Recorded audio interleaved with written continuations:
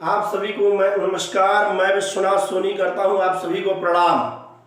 आज जैसा कि आप जानते हैं, आप देख रहे हैं Soni English and Hindi classes.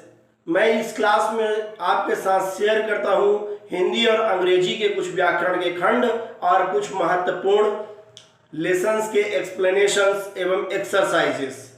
चलिए, आज मैं हिंदी व्याकरण का एक बहुत ही महत्वपूर्ण भाग, जो कि काफी लंबा है परंतु इसे मैं छोटा सेशन में बनाते हुए पूरा करने का प्रयास करूंगा। ये है रस।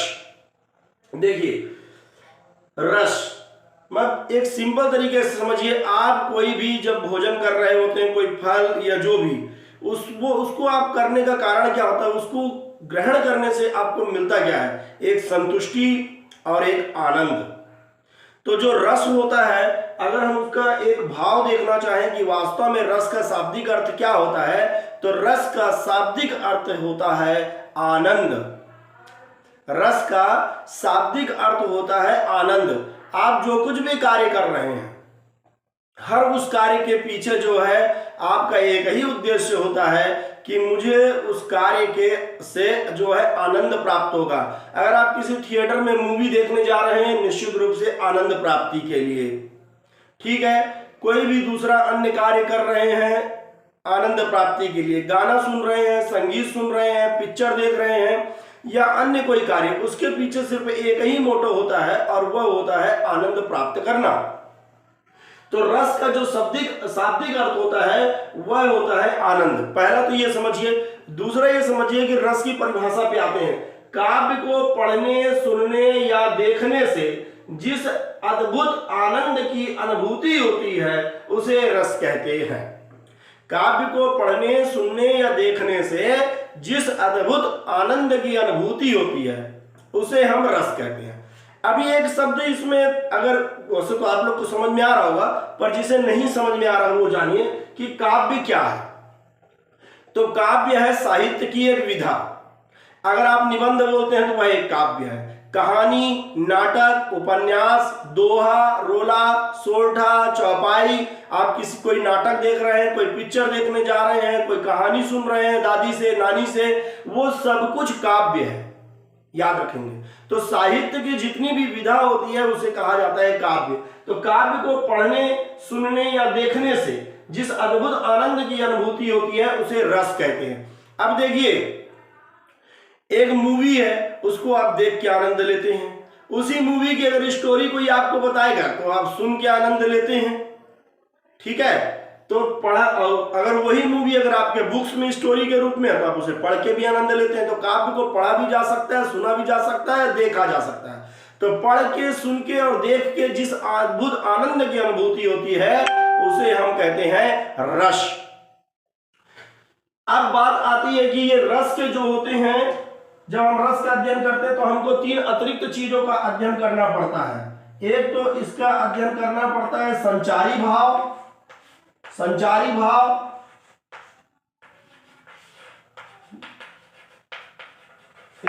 भाव, और तीसरा होता है अनुभाव।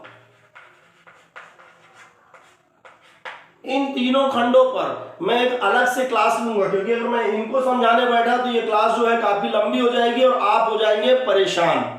तो इन तीनों चीजों को जो है एक अलग सेशन के लिए रखते हैं। अभी मैं सीधा आपको चल के बताता हूं कि रस के कितने प्रकार होते हैं।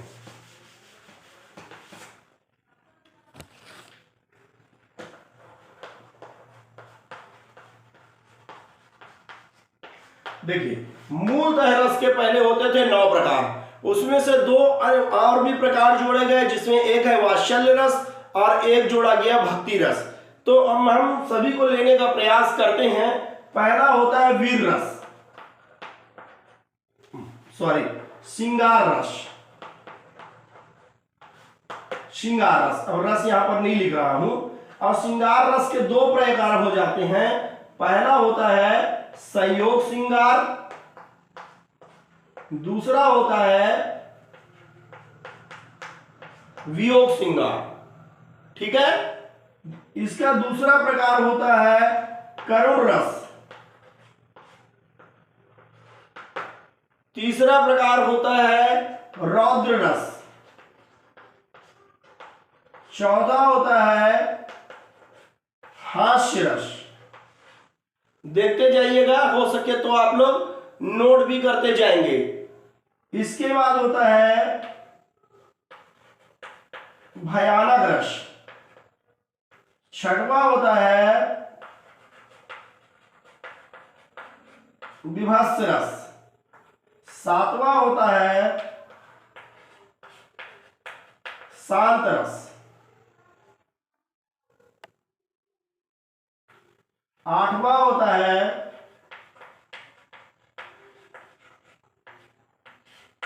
वात्सल्य रस। 9वां होता है वीर रस। 10वां होता है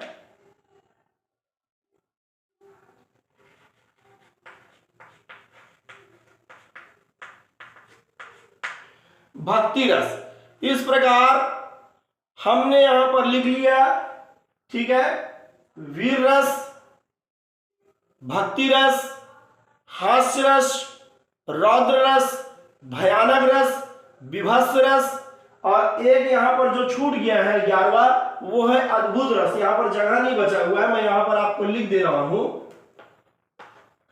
अद्भुत रस। देखिए, अगर ये रस का आपको प्रकार दिख गया है तो हर रस का अपना एक होता है स्थायी भाव। समझेंगे, किसी भी रस का एक स्थायी भाव है। जैसे श्रृंगार रस का स्थायी भाव होता है प्रेम। क्या है श्रृंगार रस? ऐसा श्रृंगार रस कि अगर किसी हम काव्य को पढ़ रहे हैं, सुन रहे हैं, देख रहे हैं, तो उसमें से प्रेम का भाव आ रहा है। करुण रस, करुण का मतलब तो आप स्वयं जान रहे हैं, करुण रस का स्थायी भाव होता है दया। रौद्र रस का होता है स्थायी भाव क्रोध। हास्य रस का स्थायी भाव होता है हंसना, ठीक है। और भयानक रस का स्थायी भाव होता है भय आना, कोई चीज पढ़ने सुनने या देखने से अगर भय आ रहा। विभत्स का जो होता है तो स्थायी भाव होता है घृणा। इसी तरीके से शांत रस का स्थायी भाव होता है निर्वेद, ठीक है। वात्सल्य रस का होता है माँ और बच्चे का स्नेह या प्यार। वीर रस का स्थायी भाव होता है उत्साह, और भक्ति रस का स्थायी भाव होता है भक्त और भगवान के बीच का संबंध या प्रेम। और अद्भुत रस का स्थायी भाव होता है आश्चर्य। देखिए, अब हम जो है इसकी सारी परिभाषा पे ना जाए, बिल्कुल सरल देखें। जो मैंने आपको रस की परिभाषा लिखाई उसी को आप देखते चलिए। जब काव्य को पढ़ने, सुनने या देखने से मन में प्रेम का भाव उत्पन्न होता है तो श्रृंगार रस होता है। जब काव्य को पढ़ने, सुनने या देखने से मन में दया का भाव उत्पन्न हो जाए तो करुण रस होता है। जब काव्य को पढ़ने, सुनने या देखने से क्रोध का भाव उत्पन्न हो तो रौद्र रस होता है। जब काव्य को पढ़ने, सुनने या देखने से हंसी का भाव उत्पन्न हो जाए तो हास्य रस। जब काव्य को पढ़ने, सुनने या देखने से भय उत्पन्न हो तो भयानक। जब घृणा का भाव उत्पन्न हो तो विभत्स। जब निर्वेद का भाव उत्पन्न हो तो शांत रस। और जब काव्य को पढ़ने या सुनने देखने से माँ और बच्चे के बीच के पवित्र प्रेम की अभिव्यंजना होती है तो वात्सल्य रस। जब काव्य को पढ़ने, सुनने या देखने से मन में उत्साह का भाव पैदा होता है तो वीर रस। जब काव्य को पढ़ने, सुनने या देखने से ईश्वर और भक्त की बीच की जो है प्रेम और स्नेह का बोध होता है तो भक्ति रस। और अद्भुत रस, जब काव्य को पढ़ने, सुनने या देखने से मन में आश्चर्य का भाव उत्पन्न होता है तो वहां होता है अद्भुत रस। अब देखिए, मैं कुछ पे जो है सिर्फ चर्चा करूंगा। जैसे मैं श्रृंगार रस पे चर्चा करता हूं तो काव्य को पढ़ने, सुनने या देखने से जब मन में नायक और नायिका के पवित्र प्रेम की अभिव्यंजना होती है तो होता है श्रृंगार रस। अब श्रृंगार में यहाँ पर दो प्रकार का श्रृंगार दिया है प्रेम में। एक है संयोग श्रृंगार, एक है वियोग श्रृंगार। अब देखिए, जो प्रेम है तो दो तरीके का ना हुआ कि अगर प्रेमी और प्रेमिका मिल रहे हैं तो भी एक आनंद की उत्पत्ति होती है, और अगर वो बिछड़ रहे हैं तो भले से दोनों के बीच में दुख का भाव है परंतु प्रेम तो समाप्त नहीं हुआ है। इसलिए जब नायक नायिका मिलते हैं तो संयोग श्रृंगार होता है, और जब नायक और नायिका का विछोह होता है तो वियोग श्रृंगार होता है। यहाँ पर एक छोटा छोटा उदाहरण मैं रख दे रहा हूं। जैसे संयोग श्रृंगार का एक उदाहरण है कि राम करूप निहारति जानकी, कंगन के नग की परछाई। कि राम भगवान के पवित्र स्वरूप को जो जानकी मैया है वो अपने हाथ में जो कंगन पहनी हुई है उसके नग में जो है निहार रही है। तो देखिए कितना अद्भुत सहयोग का भाव उत्पन्न हो रहा। उसी तरीके से वियोग में देखिए, जब नायक और नायिका अलग होती, गोपियां आपस में बात कर रही हैं, कृष्ण भगवान जा चुके हैं, तो वो आपस में जो है दुख बांट रही है। कैसे? सखीरी हम का करें कित जाए, बिनु देखे मोहन मूरति, नैना नहीं अघाए, सखीरी हम का करें कित जाए। तो यह हो गया श्रृंगार। इसी तरीके से करुण रस में आइए दया, जिसमें दया पैदा हो। देखी सुदामा की दीन दशा, करुणा करके करुणा निधि रोए। मन में काहे का भाव आ रहा? दया का भाव। इसी तरीके से क्रोध कर देखिए, क्रोध का भाव उत्पन्न जब हो, जब श्री कृष्ण ने कहा कि ये युद्ध में जितने सामने खड़े हुए हैं अर्जुन, ये सब तुम्हारे शत्रु हैं, इन्हें मारने में कोई पाप नहीं लगेगा। तो श्री कृष्ण के वचन सुन अर्जुन क्रोध से जलने लगे, सब सो गए, अपना भूल कर करतल युगल मलने लगे, वो अपनी हथेली मलने लगे, उनको इतना क्रोध आया कृष्ण जी की बात को सुनकर। तो इस तरीके से क्रोध। हास्य रस में जाइए तो बंदर ने कहा बंदरिया से चलो नहाने गंगा, बच्चों को छोड़ो घर पे होने दो हुड़दंगा। हास्य रस के भी आपको कई उदाहरण मिल जाएंगे, रौद्र रस के भी आपको कई उदाहरण जो है मिल जाएंगे, भयानक रस के भी कई उदाहरण आप अपने उसमें से देखिएगा। मैं मूल बता रहा हूं, जैसे विभत्स रस, मतलब में जहां पर घृणा या छी वाली बात आ जाए, ठीक है, कि सिर पर बैठो काग, आंखी दो निकारत खात, अजीब ही कीचत स्यार, अति आनंद उधारत। की एक कहीं पर कोई डेड बॉडी पड़ी हुई है, तो सिर पर कौआ आंखें नोचे खा रहा है, कुत्ता है, तो अपने उसको अपनी जीभ से जो है उसको चाटना। अब देखिए घृणा का भाव यहाँ पर उत्पन्न हो रहा, विभत्स रस हो गया।